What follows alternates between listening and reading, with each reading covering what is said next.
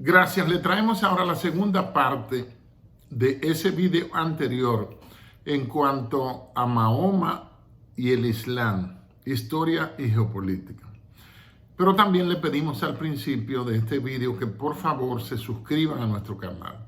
Eso es vital, que se suscriban, que si estas entregas, estos contenidos que estamos compartiendo con ustedes les gustan o les sirvieron de algo, que le pongan me gusta, por favor, y compártanlo con todos sus contactos para que esta información le llegue a más gente. Entonces, en el video anterior estuvimos viendo elementos biográficos de Mahoma, de la vida del profeta, que están contenidas mayormente en el Corán, que es publicado por primera vez cerca de 200 años después de su muerte, que sucedió el 8 de junio del año 632 en la Meca. Entonces, un elemento importante es, con el surgimiento de esa nueva religión, eminentemente monoteísta, eminentemente dedicada a unificar a la península arábiga entera y, por supuesto, una religión basada en una revelación. Fíjense que dice Mahoma que en el año, o dice el Corán mejor dicho, en el año 610, estando Mahoma retirado en una cueva del Monte de la Luz, allá en Arabia, se le apareció el arcángel Gabriel y le dio las revelaciones y las bases fundamentales del islamismo. ¿Quién es el arcángel Gabriel? El arcángel Gabriel lo menciona Lucas, el Evangelio de Lucas 1, 25 y 26, como el ángel enviado por Dios a anunciarle a María que estaba embarazada por obra del Espíritu Santo y que el nuevo ser que iba a surgir, incluso le da todos los detalles, el Hijo de Dios. Entonces, ahí es que se menciona al arcángel Gabriel. Arcángel significa que es jefe de un grupo de ángeles allá en el cielo, en las huestes celestiales, donde hay jerarquías, organizaciones militares típicas y hay rangos. Entonces, hay un detalle.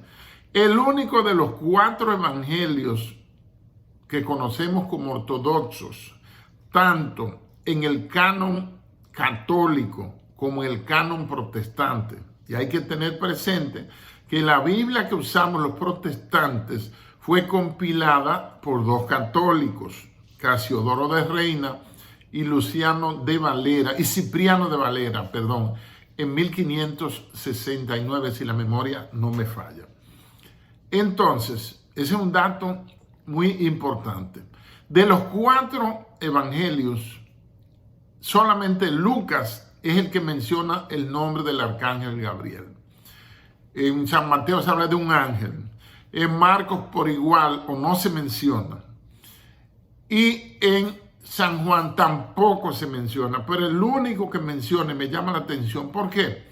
Porque Lucas es el único autor no judío de algún libro de la Biblia. O sea, todos los libros de la Biblia, los 66 en el canon protestante y los 7 más que tiene como Judith, por ejemplo, en el canon católico, el único autor no judío, en este caso era griego, es el médico Lucas, que es el autor del libro de Hechos, que es una cronología no tanto de la obra de los apóstoles en la iglesia del primer siglo, sino de la obra del Espíritu Santo en el afianzamiento de la iglesia de Dios, porque Dios creó una iglesia, no creó una religión. Ojo, las religiones han venido después. Entonces, dicho esto, ¿cuáles han sido las bases en las cuales se estableció el Islam? Bueno, el Islam exactamente se fortalece y se establece con el mismo orden patriarcal, sacerdotal, apostolar y también, por supuesto, profético que el mundo judío y que el mundo cristiano. Ojo, el Islam tercera y más joven religión revelacionista y monoteísta, se nutre precisamente de los mismos personajes y las mismas divinidades, patriarcas y profetas que ya estaban en el mundo judío, en el judaísmo, y que estaban también en el cristianismo. Recuerden que Mahoma nace en el 570 después de Cristo, en la era cristiana, en la llamada era común. Entonces, por eso, no va a mencionar ni citar, por supuesto, a Yahvé, a Jehová, por supuesto que no. ¿Qué hace? Que pasó un incidente en Medina donde había un cruce, y todavía lo hay, de muchos comerciantes, de tribu y esas cosas. Había un lugar llamado la Kaaba. ¿Qué era la Kaaba? La Kaaba existía antes del Islam, por supuesto, y antes de Mahoma. Era una especie de ese santuario colectivo que encontró y que narra Pablo de Tarso en los Hechos, cuando le dedica y le predica a los atenienses al Dios no conocido. Dice, a ese Dios que vosotros adoráis aún sin conocerle, es el que yo vengo a presentarle. Eso es un ejemplo terrible de la sabiduría que Dios había puesto en Pablo, pero también de su formación educativa. El único apóstol que da su currículum. Y fue muy hábil su marketing político ahí para ganar adeptos y también quizá para que no lo picaran.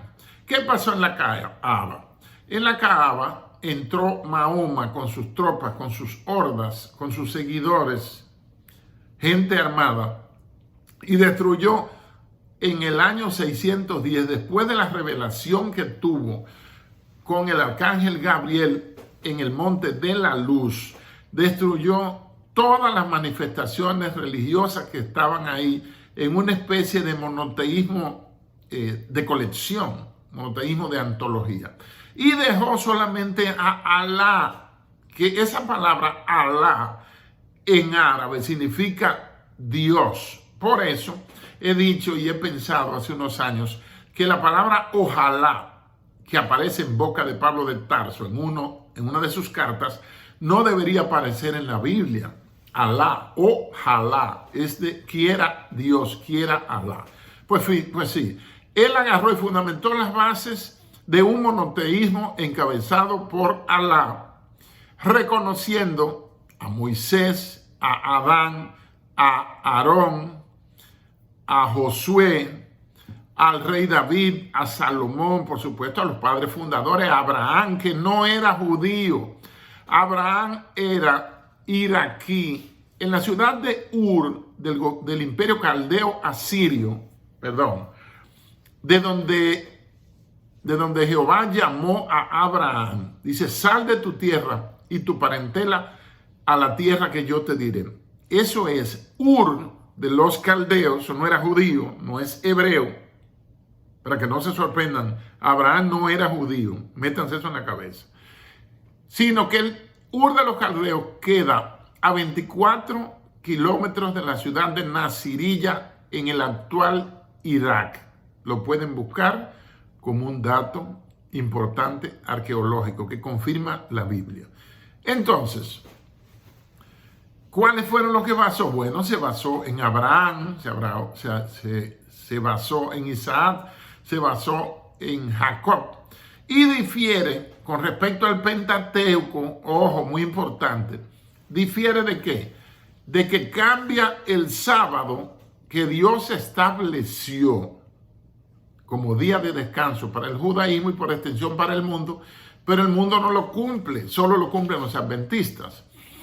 Y lo cambió para el viernes, lo que se llama la Jumu'ah, que es el día sagrado de los musulmanes. Por ejemplo, cuando se compilaron después de la muerte de Mahoma, Mahoma no escribió el Corán, Mahoma nunca tuvo un Corán en sus manos. Ojo con eso. En la Sura 2, porque el Corán, así como la Biblia, está dividida en capítulos y en versículos. Bueno, el Corán tiene 114 suras o capítulos que no están organizados en orden alfabético. Ojo. En la Sura 2, es decir, capítulo 2, Aleya 135, dice lo siguiente, para establecer desde ya que la fe musulmana no vino a enfrentar ni a la fe judaica, que es exclusivista y racial, ni al cristianismo que se estaba expandiendo en ese siglo VI, donde nace Mahoma en el año 570. Le dice en la Sura 2, ¿eres judío o ser cristiano? Estás en el buen camino. Es decir, desde el mundo musulmán, desde esos primeros años en que Mahoma comenzó su predicación, ya en la Sura 2 le dice, ¿eres judío? ¿Eres cristiano?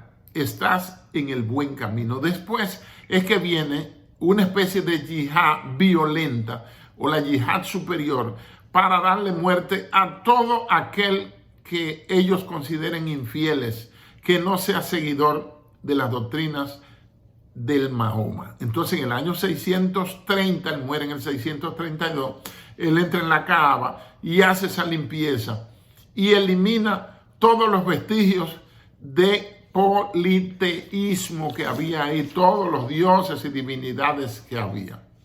Entonces, Mahoma es un Hanif, que significa un separado, como los apóstoles, ¿verdad? Y es un Rasul porque es un maestro del estudio del Islam. Entonces, un detalle, el Islam no se lee como se lee la Biblia, sino que se recita. Eso es importante, muy importante. Entonces, vamos a decirle el nombre de Mahoma, vamos a tratar de decirlo, porque un nombre en esa cultura, en ese contexto religioso, en ese contexto civilizatorio, lleva el padre, el lugar de donde es y el nombre que le han puesto y alguna significación o implicación con lo que se espera de ese niño o con el carácter que él muestre o que se quiere que él muestre en el tiempo. Entonces, se lo voy a leer en español, yo no hablo árabe. Mahoma se llamaba Abu Akasamin Mohamed Ibn al-Alá al-Hasini al-Juarasi. Se lo repito. Abu Akasamin Mohamed Ibn al-Alá al-Hasini al-Juarasi. Todo, ahí está el nombre del papá, ahí el lugar de la tribu donde él vivía y sus orígenes, y el nombre que se le atravesó Mohamed, se le atribuyó Mohamed y Mahoma es lo mismo. Entonces, la religión, el impacto del Islam tenía que tener un impacto en el cambio político necesariamente. Eso es innegable. Entonces, el Corán tiene 114 suras. La sura 96, ojo, en esa es que Mahoma o los relatores del Corán describen la visión que Mahoma, el profeta, dijo haber tenido con el arcángel Gabriel, la sura 96. Entonces, cuando Mahoma se convierte ya en un guerrero que se va a Medina, la conquista y la convierten en Al-Madinah, es decir, la ciudad del profeta. Entonces, el Corán es el elemento doctrinal esencial del Islam. Mahoma es el sello, el cierre, el último profeta. Luego de su muerte se arma un lío tremendo por el poder y entonces surge un nuevo califa. Los primeros 3 o 4 califas fueron decapitados, los mataban ellos mismos. Y el Islam tiene que traer un concepto, si se quiere, una base teoideológica. Me explico. Teológica, pero ideológica políticamente, porque lo que propone el Islam no es la construcción del Estado-nación tal como se ha hecho en Occidente. Los musulmanes no asumen ni aceptan el concepto Estado-nación, tal como lo tenemos en Occidente, sino que su Estado debe ser un califato. Por eso tuvieron el Imperio Otomano desde el año 1299 hasta 1922, 631 años.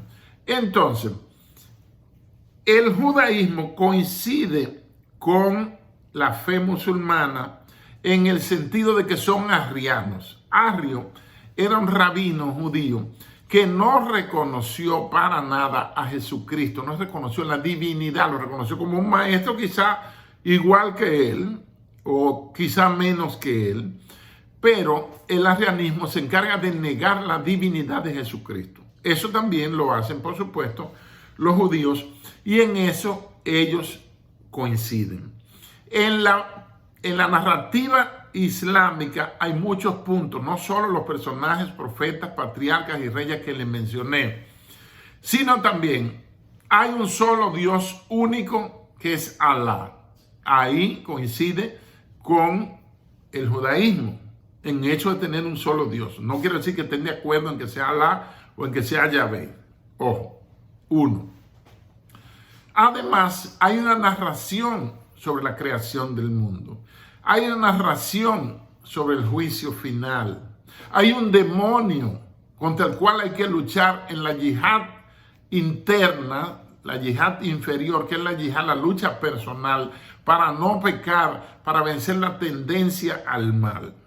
Entonces, ese demonio que aparece en el mundo judaico, ojo, eso lo he pensado hace poco, y le he estado buscando textos bíblicos y me está dando la razón y se lo voy a explicar ahora, como una especie de acápite, como una especie de apartado al tema, pero que tiene relación necesariamente con el Islam.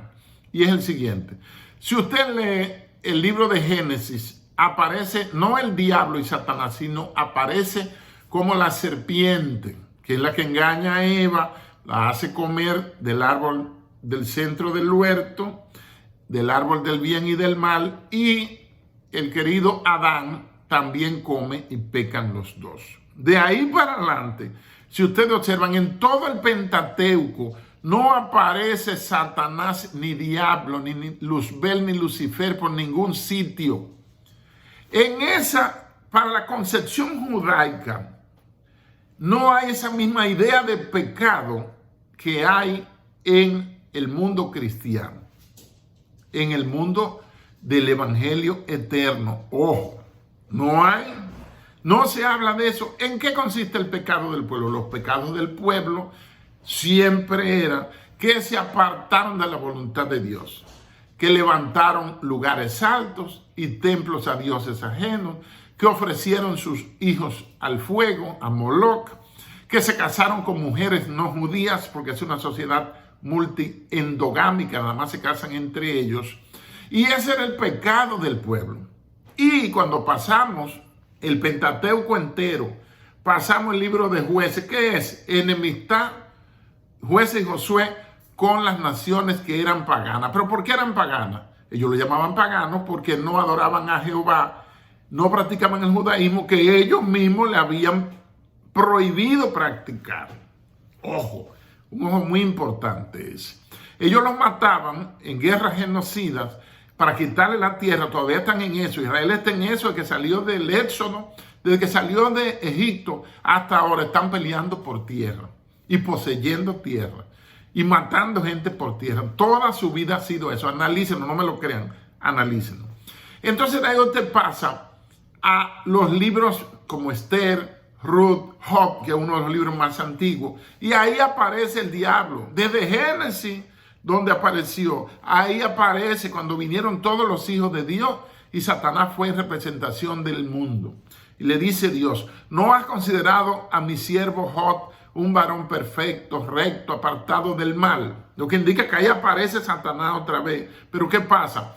Que el libro de Job, que es uno de los libros más antiguos de la Biblia, en ambos cánones, en el canon protestante y en el canon católico, ese libro de Job es tan viejo como el Pentateuco, es tan viejo como el libro de Génesis y Éxodo, por no mencionar Deuteronomio, Levítico y esas cosas, y Números, por supuesto. Entonces ahí aparece el diablo. Desde Génesis no aparecía, pero aparece ahí. Podían pensar en Salmos, pero que no aparece como personaje. Ahí está el Salmo 51, que es el Salmo del gran arrepentimiento de David, que sirve para todos nosotros, para el resto del mundo, por el pecado que cometió de mandar a matar, a poner para que lo maten a Urías Eteo y tomar su esposa por mujer. Luego desaparece el diablo nuevamente. ¿Y cuándo se menciona? Varios libros después de Job se menciona en Isaías 14:14. Desde el 12 podemos leer que ahí es que comienza la narración. Dice, oh tú, lucero de la mañana, que dijiste que te ibas a subir a lo más alto del templo de Dios hacia el norte y que serías igual al Altísimo. Ahí surge, pero hay que pensar cuántos años hay desde el inicio, cerca de 6,000 años, del tiempo de la caída en pecado, hasta las profecías de Isaías que profetizó, tengo entendido, 560, 540 años antes de la llegada del Mesías. Por eso se le llama, ese es el profeta mesiánico. Desaparece en el resto del Antiguo Testamento, desaparece Satanás. No aparece jamás aparece Satanás hasta que se entra en el Nuevo Testamento. De ahí desaparece el nombre de Jehová de la Biblia. Otro orden, un Nuevo Testamento, un nuevo pacto, el Evangelio, prácticamente sin ninguna relación, si puede decirse, en los términos prácticos, en los términos de la práctica del culto, es la palabra que estaba buscando. Entonces, ¿cuándo aparece? En la tentación de Jesús, en uno de los primeros 4 o 5 capítulos del Evangelio según San Mateo. Ahí aparece el diablo, pero el diablo desaparece y no aparece, bueno, en el Nuevo Testamento aparece en otros sitios, yo estoy hablando de memoria. Aparece, vuestro adversario el diablo anda como león rugiente buscando a quien devorar. Luego se dice, las armas de nuestra milicia no son carnales, sino que son contra potestados, contra huestes de maldad en las regiones celestes. Entonces, de ahí para allá hay epístolas enteras que no se menciona al diablo como personaje, estoy diciendo, ojo. Es decir, que el diablo casi no existe en la narrativa del judaísmo, no aparece. Prácticamente aparece al principio y después se desaparece. Ya le he dicho más o menos un recuento de memoria de dónde aparece. Entonces, ahí en el Nuevo Testamento casi no se menciona el diablo. Le he mencionado 2 de memoria. Y por supuesto reaparece ¿cuándo? Aparece entonces en el Apocalipsis. Ni siquiera en Daniel aparece como diablo. Fíjense qué cosa. Sino que aparece en el Apocalipsis. Ahí sí aparece, hablando del milenio, de los 1000 años, porque la Biblia no dice la palabra milenio, no existe. Como la palabra rapto, que yo sepa, tampoco aparece. Si alguien la ha encontrado en la Biblia, me avisa, por favor. Entonces, hay muchas similitudes entre el Islam, como una nueva religión, la más nueva de las 3 revelacionistas y monoteístas, y hay muchas similitudes. Están muchos personajes. Ellos mencionan a Jesucristo en el Islam, pero lo mencionan como Isha, como un profeta, no, como un maestro de la ley, como un gurú o como un rasul, como se le llama en la vida musulmana.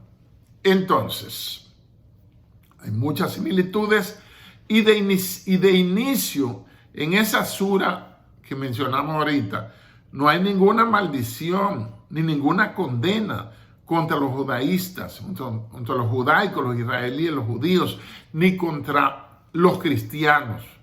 Es decir, pero hay algunos cambios fundamentales en las distintas suras que van a surgir después. Ahora bien, ¿qué se ha hecho modernamente? Y aquí entro en estos últimos 6 minutos, porque planeo que sea solamente de media hora. Fíjense, la fe musulmana, ese alegado odio y esa sentencia, esa fatua o sentencia contra los no creyentes, contra los que no aceptan el Islam, provocó, haciendo una línea de tiempo, que el Kaiser Guillermo alentara, en tiempo de la Primera Guerra Mundial, una yihad contra los aliados, mientras que Francia empujaba a los árabes contra los turcos, instrumentalizándolos, utilizándolo como carne de cañón. Hitler también hizo de la suya. Hitler creó unidades musulmanas de las SS, de la Fuerza de Choque, contra nada más y nada menos contra los rusos. Gran Bretaña también organizó milicias opuestas con los hermanos musulmanes, por ejemplo, para oponerse a los estados árabes que condenaban y combatían el colonialismo de los ingleses. Luego la CIA, esa misma Agencia Central de Inteligencia, creada en 1947, creó grupos que operen en cualquier parte del mundo. Ahí están los muyahidines durante la ocupación de la Unión Soviética en Afganistán, que fueron una milicia creada por la CIA y por Estados Unidos, sugerida y diseñada por Zbigniew Brzezinski, quien era el asesor de seguridad de Estados Unidos. Entonces, han utilizado a los movimientos islámicos precisamente para utilizarlo como fuerza de choque. La Comunidad Económica Europea, que es la madre de la actual Unión Europea, impulsó también la Liga Musulmana con inmigraciones masivas en Europa, que ya eso está desbordado. Y la OTAN, la Organización del Tratado Atlántico Norte, también utilizó a terroristas islámicos para imponer sus objetivos en la antigua Yugoslavia, en Libia y en Siria.